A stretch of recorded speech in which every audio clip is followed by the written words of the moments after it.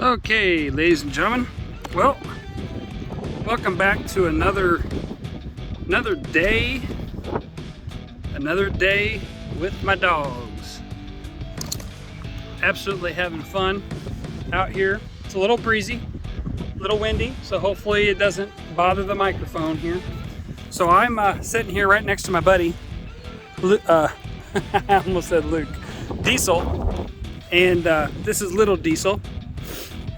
And we are training him to swim in the water, to get out deeper, and we're training him for gunfire and birds and everything else like that. Okay, so I'm just gonna quickly go. I threw it back there, dude. You gonna go get it or not? Oh, you're so cute. Anyway, just want to go over some of my gear with everybody. Okay, you're saying, whoa, what's that? So what I start off the dogs with is the dummy launcher. Everybody knows that. Okay, we start the dogs off with a dummy launcher. You can smell that as long as you don't lick or bite. Okay, and we start off with the dummy launcher. We go with the green first, then the yellow, and then to the red loads. Okay, the red loads are extremely loud. Then we go to the 12 gauge and we use these little dudes. 8-shot, 2 3/4. Okay, real small, not light at all. Okay, if that'll focus on there. There we go. Okay, not very low. These are real cheap, guys, real cheap. Then we go from 8 loads, or 8 loads, 8 load shot, or 8 shot, 8 load. What I'm trying to say is a light load, and 8 shot. Okay, and we get Diesel used to being around this, get him used to smelling this or whatever. Hey, you're in my camera, Bill. Back up. And and get him used to smelling him. Okay.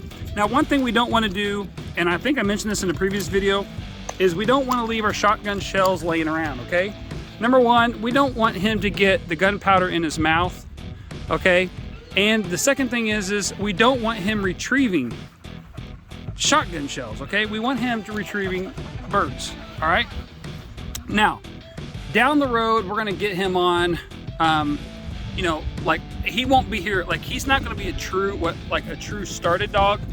That's not his program, but we are gonna get him well on his way.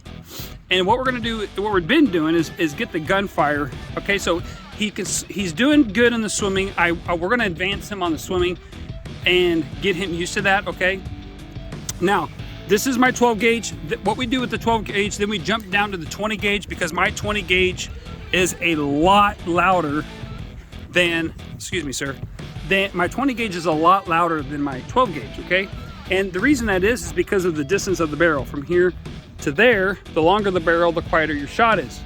Okay, the shorter the barrel, the louder it is, such as this one. Okay, see how short this barrel is from there and well to there. Okay, it's short, it's really loud. For those of you that don't know, that might stumble across this video, that is not a shotgun. That is a high-powered rifle. All right, it's got a magazine clip in there. Okay, this holds 20 rounds. Okay, and no. All right, so he was chewing on my case, and I can't have that. Okay, so we tell him no. That no means no, what you're doing is not acceptable. Okay, so we get him used to that. Now, I've been working with Diesel for quite some time. He trusts me, and he knows what I'm gonna do will not hurt him or anything like that. So what we do is we go from the dummy launcher, which is the 22 caliber, we go to the 12 gauge rather, and we work through our loads. We'll go from 8 load, or 8 shot rather, light load is what I'm trying to say, 8 shot, all the way down to 4 shot. Okay, we will stick with the 12 gauge. Okay, we have done numerous shots around Diesel. Okay, and we do multiple shots. Now, if you notice this 870 that I have here, let me turn this around. This 870 is a pump. Okay, you notice it's a pump. The reason I use a pump is because of the action. It gives the dog over, you know, the sound. It gives the action, gives the dog a pre-warning to the shot. Okay, and so I like that. Now, some of you are going to use, most of you guys and gals that hunt will use semi-automatics. There's nothing wrong with that. Okay, this dog is going to be able to handle that. But I want to. The reason I use the, hey, you just got mud all over my gun, sir. What am I going to do with you, boy? What am I going to do with you? Come here. You sit on my lap for a little bit, okay? Yes. You sit on my lap for a little bit, my buddy. We're going to go down to the lake here in just a second, okay? Want to go swimming? You want to go swimming? So that's kind of why I do that. And this is the long barrel with full choke. Okay, and then the other thing I do is I use, so once we do, well, let me stay on task. We do this all the way from 8-shot down to 4-shot, okay? Some of you guys could do like double lot. He's playing with his water bowl. Check this out. Oh my. He's got quite the personality. Okay, then what we do is then, once I go from here, I go back to the 20 gauge. I do the exact same thing again, because again, my 20 gauge is a lot louder than my 12 gauge. Then, once that's all done, okay, then I go to this rascal, okay? And and many of you are saying, wait a minute, you shoot a high-powered rifle gun around your dogs? Yes, I do. I think this is important because if they can withstand the shotgun, they can withstand, from 8-shot and all this other stuff. And then they can go all the way through all these guns. They can hear boom, boom. And then they go to a semi-automatic gun, all right? Now, obviously this is not a 30-06, ladies and gentlemen. Okay, I'm not gonna use a 30-06. I'm not gonna use a 243. Okay, what this gun is, for those that don't know, this is a 223. Okay, it's a Ranch 223. Okay, there it is. Okay, it's also known as a Mini 14. Okay, give you a nice little view of it. It's a cool little gun, right? It's kind of like, well, I'm not gonna go into that because that's beyond the point, okay? And,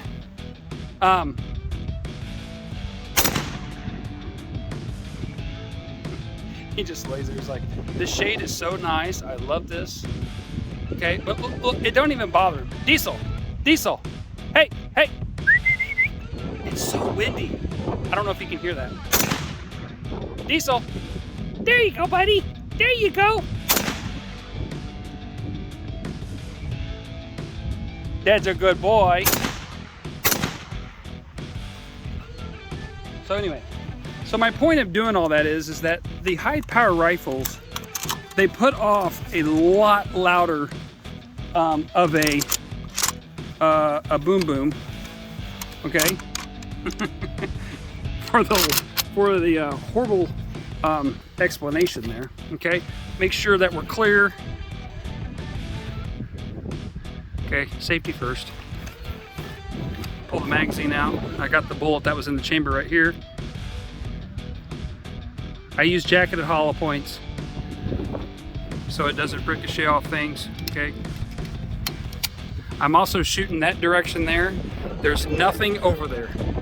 Like for miles and miles and miles, there's nothing that direction, okay?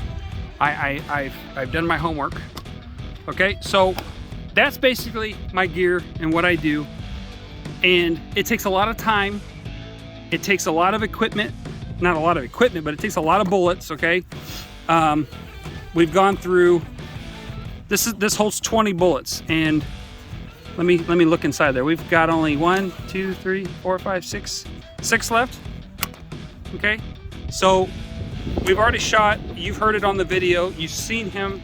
You can see him running towards me. It doesn't faze him a bit.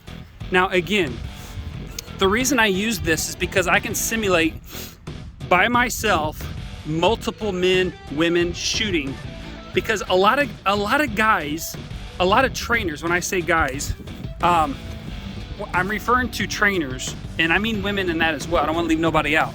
But when we train for hunting, we don't include the multiple shots. Hey, you drank all your water, big guy. Good job. And so they don't include the multiple shots. And I think that's so vital because, you know, many times where you'll get your dog out and they'll be hunting and they're young and you have 6 or 7 guys out there in a blind, or you're walking, you're in an upland situation, and you go to pop off it, and all of a sudden you have a big day, right? Big day, there's tons of birds, and you know, 4 or 5 guys shoot, 3 guys shoot, say 3 guys shoot semi-automatics, and they all release 3 loads at a time. Not at a time, but simultaneously. Okay, well, your dog, if he ain't prepared for that, it's gonna be scared to death. Okay, so that's why I use my mini 14 or my semi-automatic 223, is because that can simulate the multiple pals really fast. Okay, this gun can they can release loads out of there as fast as my finger can pull that trigger. Okay, now again, we got to be in a safe location, a safe background, so we didn't got to worry about, you know, harming anybody or anything. Okay, so that's that. Now let me tell you the wow part to this whole thing. Okay, many of you are saying that's incredible, you can shoot a high power rifle around your dog. Yes, I can, but here's the bigger wow. He's not even 4 months old yet. Okay, he's 3 months and 3/4, if you want to say it that way. Okay, the dog is not even 4 months old yet, and I'm shooting around him with a high power rifle. All right, now it's only a 223. I get that, it's a light load. All right, I would not use higher than a 223. Okay, I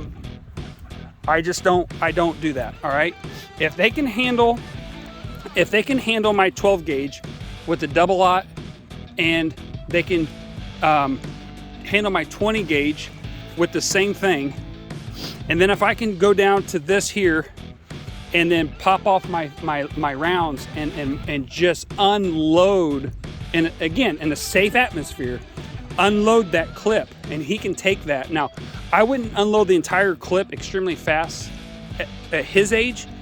I usually do, you know, a group of like 4 or 5 shots. I wouldn't do 20, okay, because he's not ready for that right now. But that's what I would work towards. Okay, some of my dogs stay here long enough that I could do that. Some of them don't. Some of them leave before I can get to that point. But anyway, so there's the gear. I'm missing one gun because I'm using my 12 gauge today and doing some light loads because I could do it with one hand, and train him on the retrieving part.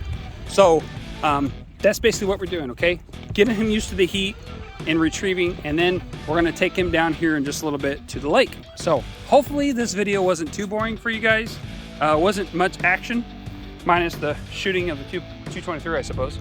But just wanted to explain that to everybody so you can kind of see the concepts of what I do and how I do it with our dogs in this aspect. Okay, because like I said before in a previous video, you know, if your dog cannot handle being shot around, I don't care what kind of retriever he is. If you're taking your dog, and this is for just the hunters, okay? If you can't take your dog out hunting with you because he can't handle a gunshot, your hunting dog just became a pet, okay? And most of our hunting dogs are our pets, if I can say that. But what I'm I think you guys understand what I'm saying. You know, he's not going to be able to go out hunting with you if they're scared to death of the guns, okay? And you bought a dog to hunt with, well, you ain't gonna be able to hunt with him if you can't handle the gun. So that's what we focus on really, really hard, okay? I can teach him to retrieve, that's no big deal. But he's got to be able to take a gunshot. Not you know, the sound of a gunshot. Let me rephrase that, okay? So we work on that really, really, really hard. And that starts as a young puppy. We introduce different things to him and getting him used to that. And then we work up to the shotguns and so forth. So anyways, hope everybody enjoys that. Hopefully the wind's not blowing in my microphone too loud where you guys cannot hear that or hear what I'm saying. And anyway, we'll see you guys on the next video. And let me see if I can get Diesel to say bye for us here. Diesel, you want to look at everybody and say bye? Or are you too into the bird? Hey. Say bye. That's a good boy. That's a good boy. That's a good boy. You want a belly rub? Huh? You want a belly rub? You better not get sleepy on me. We gotta go down to the lake, sir. We gotta go down to the lake and go swimming. Yeah, we'll give you a break. All right, guys, we'll see ya.